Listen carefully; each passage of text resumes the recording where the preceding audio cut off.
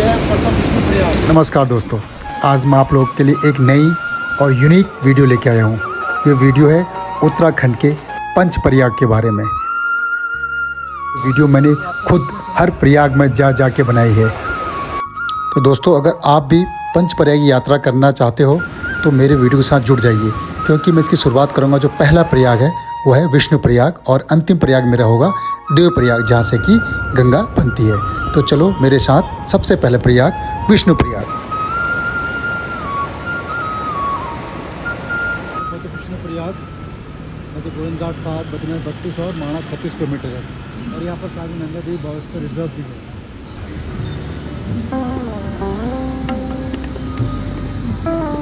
चलो मेरे साथ चलिए अब संगम की ओर। दोस्तों देखो, ऊपर भी लिखा हुआ धौली गंगा और अलकनंदा, और हम चल रहे हैं अभी नीचे संगम की तरफ, जहाँ धौली गंगा और अलकनंदा आपस में मिलती है। धौली गंगा का ही दूसरा नाम विष्णु गंगा भी है, इसीलिए इसको विष्णु प्रयाग कहते हैं। ये है धौली गंगा। ये उसीधारा लेक से निकल के आती है, जो कि उत्तराखंड के ग्लेशियर की सबसे बड़ी लेक है। और ये अलकनंदा है, जो कि छोटापत ग्लेशियर से आ रही है। दोनों ही नदी बहुत डीप आती है, तो इसका फ्लो आप देखोगे बहुत ज़्यादा फ्लो है, बहुत तेज़ी से बहते हुए आती है। बहुत ज़्यादा पानी है, उसकी आवाज़ सुन सकते हो आप। ये आवाज़ सुनिए।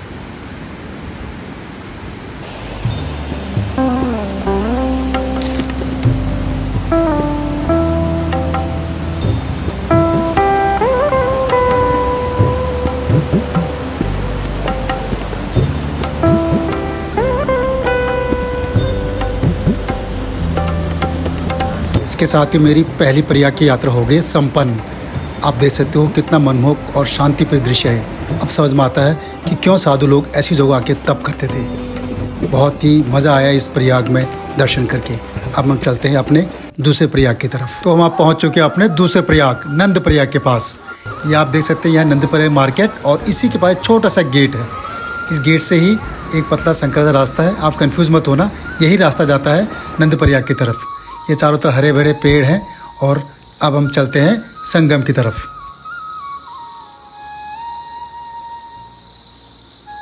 अब हम अपने पंच प्रयाग की यात्रा के दूसरे प्रयाग यानी कि नंद प्रयाग में पहुँचे हैं।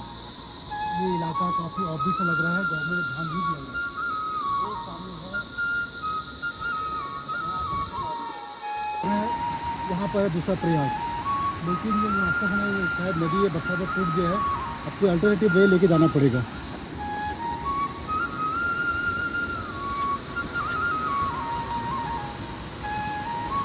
इस रास्ते जा रहे हैं। अभी तो ये रास्ता सूखा था, पानी नहीं है, लेकिन लगता है इसमें बरसात में बहुत पानी रहता होगा, तो आपको बहुत सोच समझ के ये रास्ते में जाना पड़ेगा। नदी के रास्ते आना पड़ा, यहाँ से आ रहे हैं। घाट तो बहुत सुंदर बना है, लेकिन मेंटेन नहीं है। लगता है आपदा और बारिश में काफ़ी नुकसान हुआ है। आने वाले समय में ये आपको बहुत खूबसूरत लगेगा। ये यहाँ का अंत्येष्टि घाट या क्रिमेशन भी कह सकते हैं, यहाँ बना हुआ है। उत्तराखंड में जहाँ दो नदी मिलती हैं वहीं पर अंत्येष्टि की जाती है। इसलिए प्लेस में आपने देखा होगा लोग अपने अस्थि विसर्जन के लिए हरिद्वार या काशी गए जाते हैं, लेकिन उत्तराखंड वाले अस्थि विसर्जन नहीं करते हैं, क्योंकि नदी किनारे ही कुछ नहीं करते हैं और यहीं पर अस्थि विसर्जन भी कर देते हैं।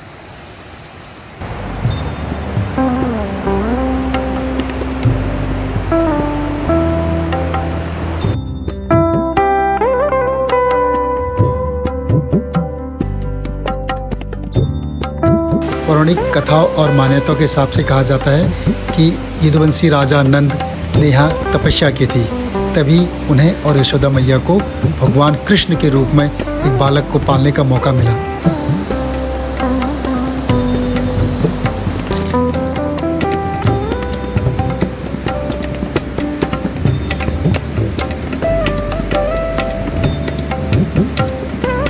ये जो सामने नदी आ रही है, ये है नंदाकिनी नदी, और ये आ रही है अलकनंदा। और यहाँ पर बना नंद प्रयाग, और नंदाकिनी अलकनंदा में बन के यह कहलाएगी अलकनंदा, और जाके मिलेगी कंड प्रयाग में। चलो आपको दिखाता हूँ मैं कंड प्रयाग।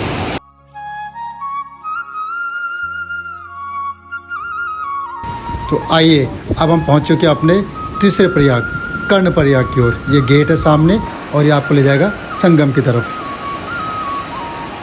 यहाँ पहुँच गए कर्ण प्रयाग। ये आ रही है पेटक नदी जो मठमैली मधमस्त होकर आ रही है, और ये आ रही है अलकनंदा, तीन नदियों को लेकर आपस में, और यहाँ पर मिलकर बन गया है कर्णप्रयाग।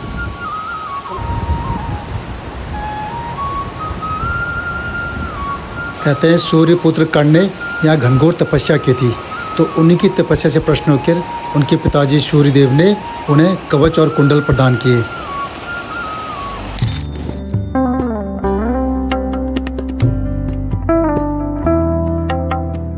पर आगे बढ़ाते हुए अब चलते हैं रुद्रप्रयाग की तरफ। यहाँ हम पहुँच चुके हैं रुद्रप्रयाग। ये जो गेट दिख रहा है यही रास्ता जाता है रुद्रप्रयाग की तरफ। आपको रुद्रप्रयाग आने के लिए बद्रीनाथ हाईवे छोड़ के पुल के पार आके केदारनाथ हाईवे की तरफ से आना पड़ेगा।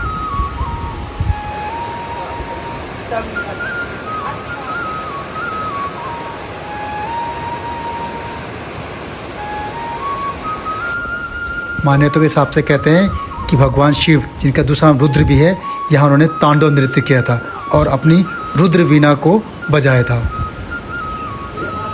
रुद्रप्रयाग का संगम का घाट बहुत ही सुंदर है। अभी कुछ ही समय पहले इसका रेनोवेट हो रखा है और इसे बहुत सुंदर और साफ़ सुथरा बना दिया है। ये आप देख रहे हैं मठमैली सी है अलकनंदा, और ये ऊपर से आ रही है केदार घाटी से मंदाकिनी, और ये दोनों मिलके बनाया रुद्रप्रयाग संगम। जय माँ गंगे।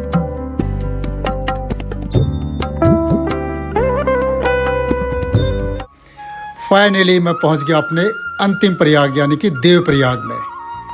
देवप्रयाग का ये अतिथि गृह है जो कि केदार बद्री समिति का द्वारा बनाया गया है, और यहाँ पर रुकने के लिए साधारण सा है लेकिन बहुत सही जगह पर है। अब सामने आप देख सकते हैं जो बिल्डिंग दिख रही है वो केदार बद्री समिति का, जहाँ मैं रुका हुआ हूँ, और ये रुकने का बहुत ही अच्छा स्थान है देवप्रयाग में।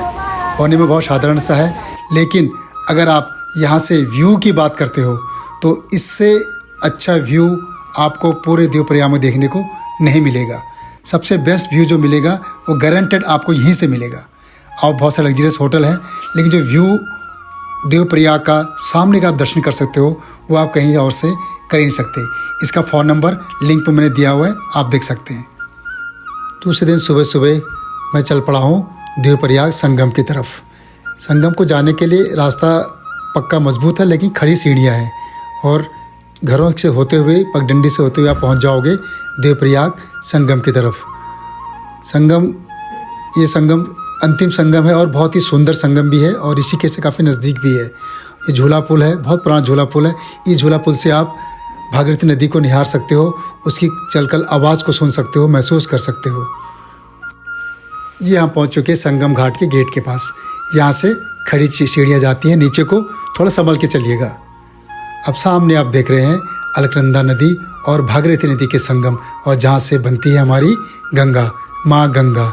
ये भागीरथी नदी है जो गोमुख गंगोत्री से होते हुए देवप्रयाग पहुँची है, और मेरे बाएं साइड से जो नदी आ रही है वह अलकनंदा जो कि सतोपत ग्लेशियर से आ रही है, और इस संगम को बोलते हैं देवप्रयाग। अब मैं पहुँच चुका हूँ स्नान घाट में, तो ऐसी जगह पर आके नहाने का मौका तो चूकना ही नहीं चाहिए। हम भी नहा के कुछ अपने पाप धो लेते हैं और ज़ोर से बोलते हैं हर हर गंगे, जय गंगे मैया। तो आप लोग भी कमेंट में हर हर गंगे ज़रूर लिखिएगा।